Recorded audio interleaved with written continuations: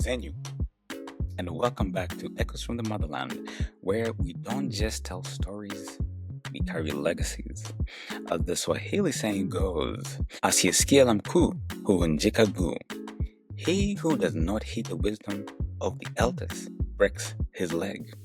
Today, we explore one of Africa's greatest legacies, storytelling. Not just as entertainment, but as preservation, as resistance, as identity. The enduring legacy of storytelling is not unique to Africa, but it is essential to what it means to be African. Anthropologists like Jack Goody and Jan van Sena have long documented how oral traditions serve as the backbone of historical memory in societies across the continent. Before the written word, there were griots, the living libraries of Mali, Senegal, Guinea, carrying the stories of generations in voice, song, and rhythm. Harvard Center of African Studies noted that oral storytelling was used to transmit values, history, law, and spiritual beliefs long before colonial education systems tried to replace it. This is more than nostalgia. UNESCO has declared oral traditions like the Epic of Sinjiwata and the Jawo of Niger and Chad festival as intangible cultural heritage, underscoring their global significance. Storytelling is survival. It's how we remembered who we were when they tried to make us forget. Africa is not one story, it is thousands. From the Akan trickster tales in Anansi, the spider in the west, to the Zulu oral epics of Shaka's rise in South Africa, to the Berber myths of the Sahara passed down through symbols, songs, and tattoos. Each region has its own narrative code, but together they form a rich tapestry of belief, resilience, and creativity. Again, take the griots of Mali, often called the Jewil. They're not mere performers.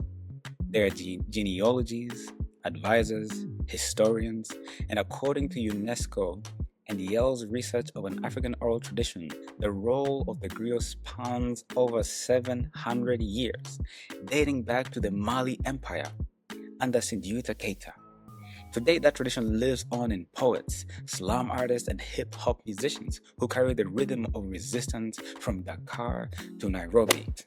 Now, to turn how these narratives evolve with time, enter the age of film. So what is cinema's role in preserving heritage, you may ask? The moving image has become a modern drum. African cinema is no longer on the fringes. According to UNESCO's 2021 survey, African Film Industry Report, Nigeria's Nollywood produces about 2,500 films. Excuse me. Nigeria's Nollywood produces about 2,500 films per year, second only to India's Bollywood. And in 2020, the industry contributed $600 million to Nigeria's GDP and employed over 300,000 people. But the real power is in the message. Films like Black Panther, Wakanda Forever may have come from Marvel Studios, but its Afrocentric aesthetic, use of the Xhosa language, and Pan-African symbolism sparked a global cultural renaissance. It proved that African stories, when told with depth and pride, can shape global narratives. Or take The Lion King, for example.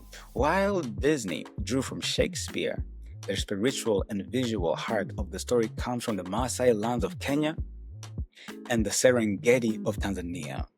The Swahili in the soundtrack, the landscape, the ethos, it's Africa on screen, and it is beautiful. But we mustn't stop at Western interpretations. Filmmakers like Usman Sembene of Senegal, often called the father of African cinema, or Wanuri Kahiu of Kenya, who directed Rafiki. Does Rafiki sound familiar to you? From The Lion King as well? Rafiki means friend. These folks are reclaiming and reimagining African stories in their own terms. And that brings us to the written word.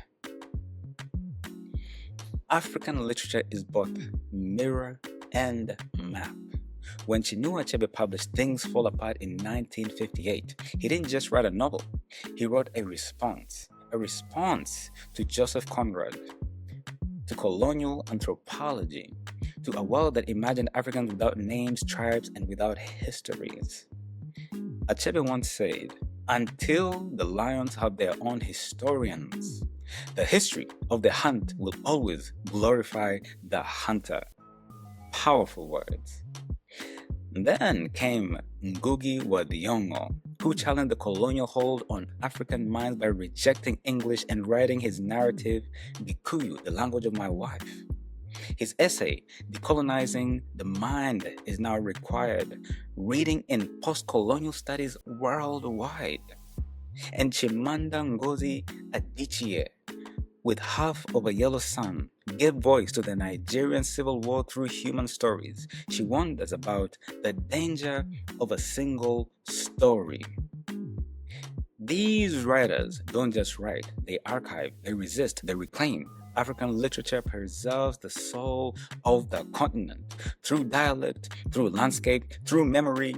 And you know, this right here, guys, is one of the main reasons Echoes from the Motherland even began. I used to sit and imagine, what if my grandfather, who was a successful businessman, had a podcast? What if he sat beneath the stars with a mic just like this one, sharing the legends of our clan? We came from people who were warriors. The history of our people, not just for his time, but for generations to come. What if my grandmother's kitchen stories, those sweet, powerful, grounding lessons passed down through stirring spoons and firewood, our eyes red from the smoke, were recorded, archived, remembered? That is what I want this podcast to be. A digital griot, a keeper of memory, a vessel for our people. So when I speak into this mic, I'm not just talking to you today. I'm speaking to our children, our children's children, and to anyone willing to listen, to learn, and be lit by the flame of our collective story. Because storytelling is not just about the past, it's about empowering our present and reclaiming our future. So what can you do, listener? Start by listening. Really listening to African voices, read our books, watch our films, learn our languages, ask your children about their ancestors, teach them Anansi stories, share tales of Queen Ziga, of Mansa Musa, of the Mau Mau. Support African filmmakers and writers like my mother, like my father, like your mother, like your father, like yourself. And again, not just with likes, but with wallets. We need these in our lives constantly. Platforms like Showmax, Netflix Africa, and Okada Books are opening the gate. Walk right through it, guys, and never look back. We must be the keepers of our flame. As the proverb goes, a people without knowledge of their past is like a tree without roots. Let us keep our roots deep, our branches strong, and our stories echoing, not just through time, but through generations. This has been Echoes from the Motherland, and until next time, stay grounded, stay unshaken, and keep building the Africa that we deserve. Thank you very much. Asante sana.